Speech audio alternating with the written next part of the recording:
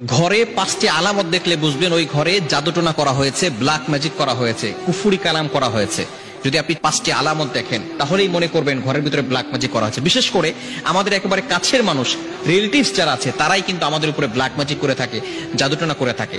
কেন করে? 1 নাম্বার কারণ হচ্ছে দুশ্মনের কারণে করে, 2 নাম্বার কারণ হচ্ছে হিংসার কারণে করে, 3 নাম্বার কারণ হচ্ছে তারা লোভের কারণে করে। কারণ আপনাকে যদি দুনিয়া থেকে বিদায় করা যায় তাহলে তারা সম্পত্তি হাতিয়ে নিতে পারবে, এজন্য তারা ব্ল্যাক ম্যাজিক করে থাকে।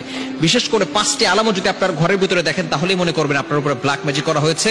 আপনি দ্রুত কোরআন থেকে সমাধান নেওয়ার চেষ্টা করবেন। নাম্বার 1 নাম্বার হচ্ছে যদি আপনার ঘরের ভিতরে সবসময় ঝগড়া লেগেই থাকে, স্বামী স্ত্রীকে দেখতে পারে না, স্ত্রী স্বামীকে দেখতে পারে না, একজন আরেকজনকে সহ্য হয় না, অনেক সময় ছেলে বাবাকে দেখতে পারে না, বাবা ছেলেকে দেখতে পারে না, এরকম যদি সমস্যা হয়, সব সময় ঝগড়া লেগেই থাকে, তাহলে মনে করবেন কেউ আপনার ঘরে ব্ল্যাক ম্যাজিক করেছে।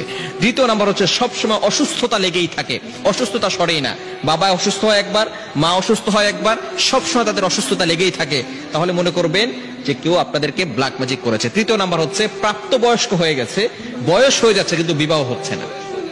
অনেক মেয়েরা এরকম ফোন দেয়, হুজুর অনেক বয়স হয়ে গেছে কিন্তু বিবাহ হচ্ছে না। এটা কিন্তু জাদুটোনা ব্ল্যাক ম্যাজিকের একটি অন্যতম লক্ষণ, স্পষ্ট লক্ষণ। এজন্য অবশ্যই সতর্ক থাকতে হবে।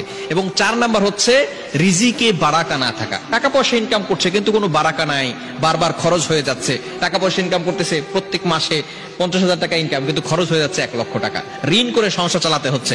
রিজিকে যদি বারাকা না থাকে তাহলে মনে করবেন যে আপনাদেরকে কেউ জাদুটোনা করেছে, ব্ল্যাক ম্যাজিক করেছে। 5 নাম্বার হচ্ছে ঘরের ভিতরে অস্থিরতা কাজ করে, দম বন্ধ হয়ে যায়, ঘরে থাকতে ভালো লাগে না।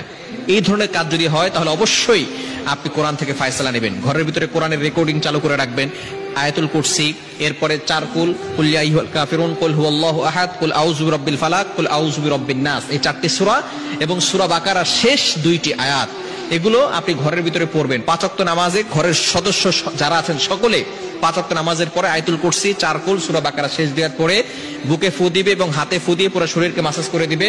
এবং সকলকে মাস্ট বি নামাজ পড়তে হবে, নামাজের পরে আমলগুলো করতে হবে। এবং মাগরিবের নামাজের পরে বিশেষ করে সূরা বাকারার তেলাওয়াত যতটুকু পারেন করবেন।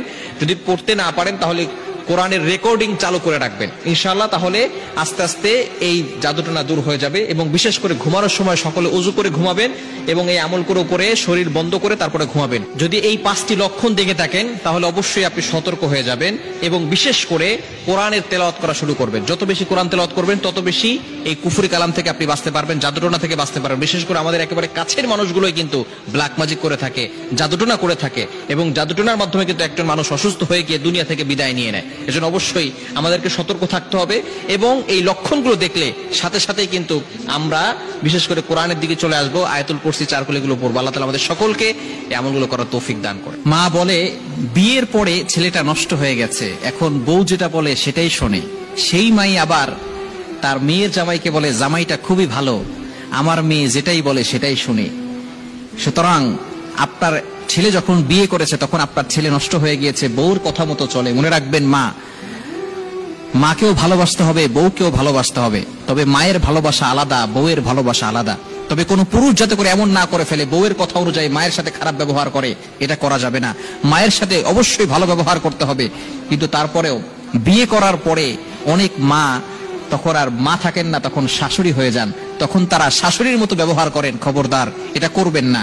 যেই মেয়েটা বাইরে থেকে এসেছে, আপনিও কিন্তু একদিন বউ হয়ে ঘরে ঢুকেছে, তখন আপনার অনেক ভুল হয়েছে। তো নতুন একটা বউ ঘরে আসলে তার অনেক ভুল হবে।